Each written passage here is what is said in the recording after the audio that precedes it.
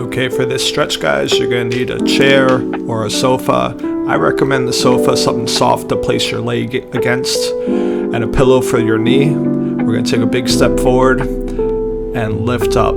This is a good hip flexor and quad stretch. We do have a modifier for those that can't put their leg up on the couch. The modifier, you simply keep your knee on the pillow, lean forward to get that hip flexor stretch. We're gonna hang out for a little bit, continue on breathing, staying as tall as you can,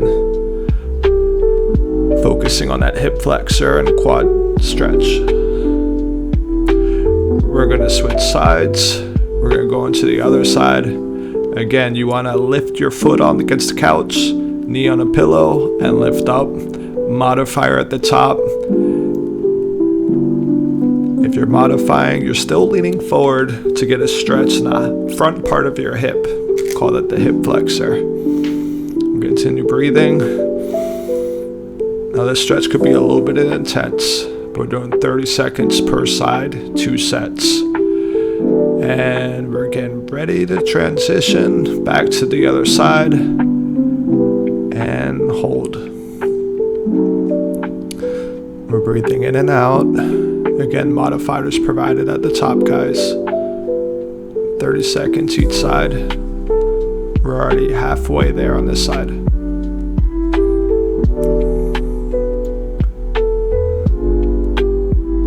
Breathe in through the nose, out through the mouth. In 5, 4, 3, 2, 1, and we're gonna switch sides. Okay, last set. Try to reach your chest to the sky. The further you're able to keep an upright posture, the deeper stretch you're going to feel. Again, you want to feel the stretch, but it shouldn't be painful. Continue breathing through it. Almost there. In 5, 4, 3, 2, and 1. Very good. For this one, we're going to sit down, we're going to pull that leg across, and we're going to work on the glute.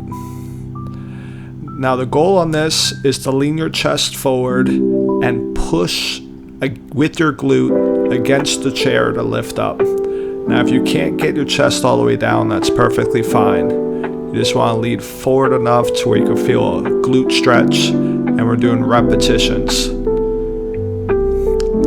This is going to work your glute as well as get a good stretch. Bring your chest towards your knee and pressing up.